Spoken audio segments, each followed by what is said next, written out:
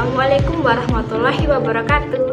Halo, perkenalkan nama saya Misindak Malia Fidausi dari kelas PSR 2024C, NIM akhiran 095. Di sini saya akan membahas tentang sejarah adanya bahasa Indonesia.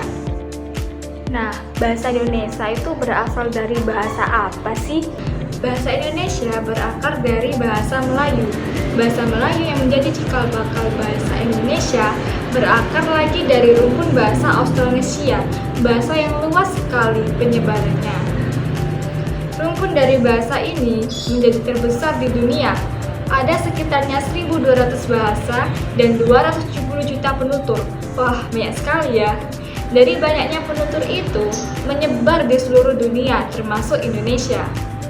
Menurut sejarawan, bentuk paling purba dari bahasa Melayu adalah Porto Melayu yang diperkirakan mulai berkembang di Filipina pada tahun 1500 sebelum Masehi.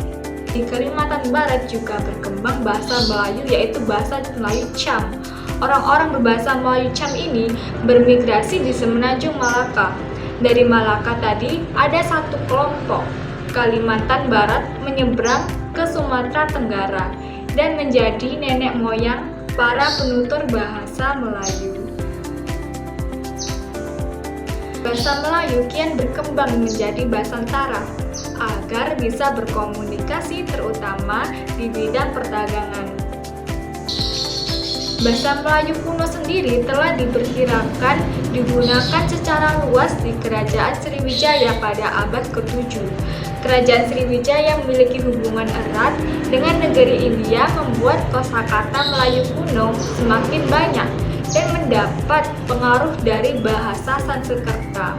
Contohnya, Visuda menjadi Wisuda. Bahasa Melayu kian berkembang di kawasan Asia Tenggara pada masa Samudra Pasai abad ke-14. Bahasa Melayu pada saat itu kian berkembang dengan menyerap pengaruh bahasa mitra dagangnya seperti negara Arab dan Persia, sehingga kosakata serapan bahasa Arab mulai muncul. Contoh kata bahasa Arab menjadi bahasa Indonesia yakni ajaib berubah menjadi ajaib, khobar berubah menjadi kabar.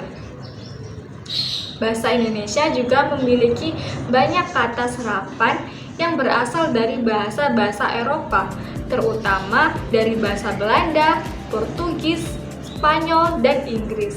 Terpengaruh karena adanya faktor-faktor seperti kegiatan perdagangan.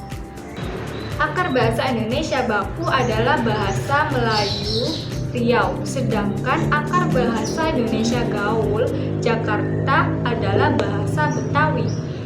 Dalam perkembangannya, bahasa ini mengalami perubahan akibat penggunaannya sebagai bahasa kerja di lingkungan administrasi kolonial pada abad ke-20.